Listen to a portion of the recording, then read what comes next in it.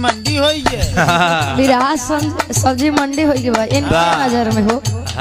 के का देखे आलू तरकारी बेचत होए के नहीं खजानत तहरा बारे में अपन दीदिया रख ले रहा तू तकुआरे हम जाना तानी तारा बारे में माई बने वाली रहे कुंवारे में।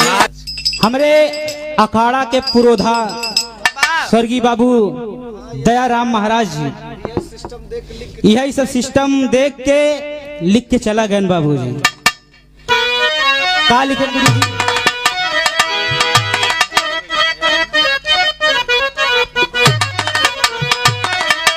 कि अरे राम बिरहा सब्जी मंडी हो गई कि अरे राम बिरहा सब्जी मंडी हो गई तो पायल छोड़ के अब करताल बजावई रंडी सब्जी मंडी हो गई पायल छोड़ के अब करताल बजा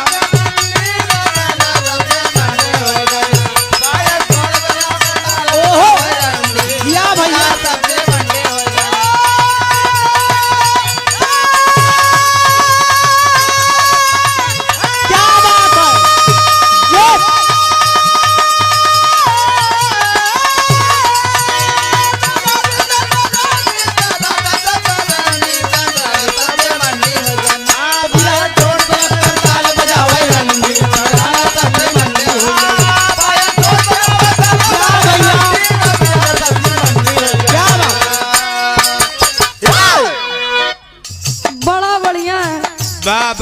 धुन ताज सुनाई के मिला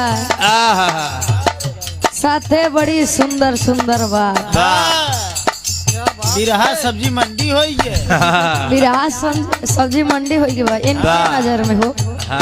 के का देखे आलू तरकारी बेचत होए गोविंद करताल बजावे रंडी जवन होता है ओका तो कहबे ना भैया जवन नहीं होता है ओका ढोवत है लइके करताल बजाएंगे रंडी तो कही है तना बुद्धि नहीं बे तोरे अगर लेडीज बिरहा ना गलती ने तो शायद बसारा तरहार जसरा प्रयागराज में वही करते हैं ढेर कहा बने। जब से लेडीज बिरहा गावे लगी बिरहा के एक नई दिशा मिल गई। पहले के लोग अधर बंदिश तक कहारा सुनत रहे आज के सुनाई देख ले जानी सुनाई लगे हुक्म उतने में कहीं अरे यार राजू का गावत था बैठा तू अगले नंबर देता आज वो जमाना लगता है जवान आपके गुरुजी कह गए उनका जाई दे ओका हार न कहा नहीं थी अगर कंचित के और से कही देबा न तो शायद इतना जलील हो जाबा कि दोबारा खड़ा होए लाई न रहबा एक बार जान ले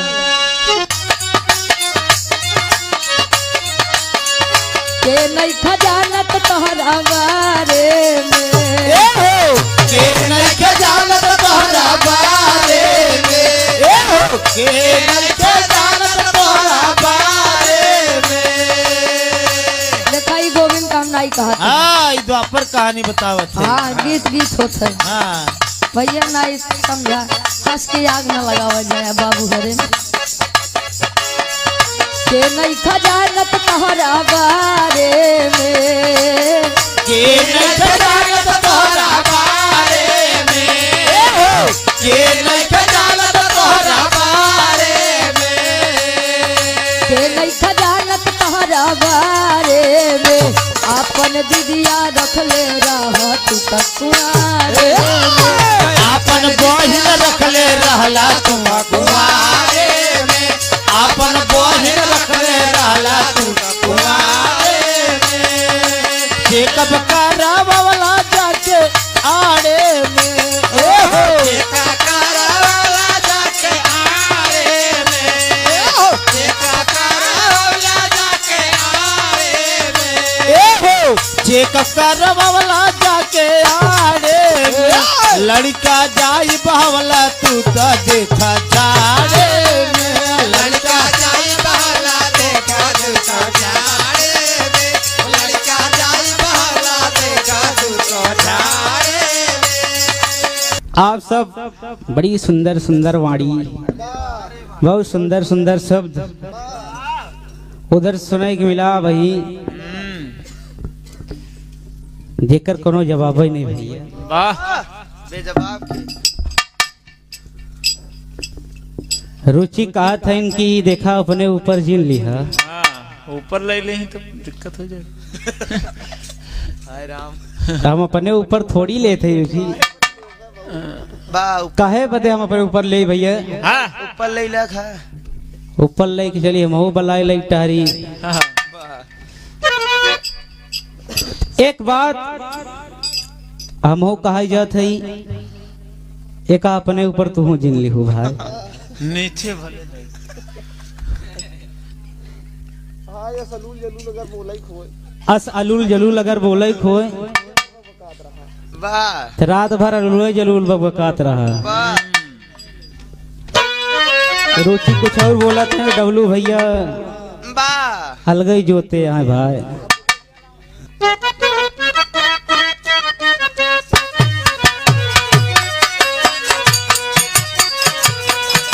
क्या बात है रुचि से आप सब उधर से सुनवाई बहन का गाय रही कहन की अपने ऊपर जीन ली है गाय रहन की क्या बात है।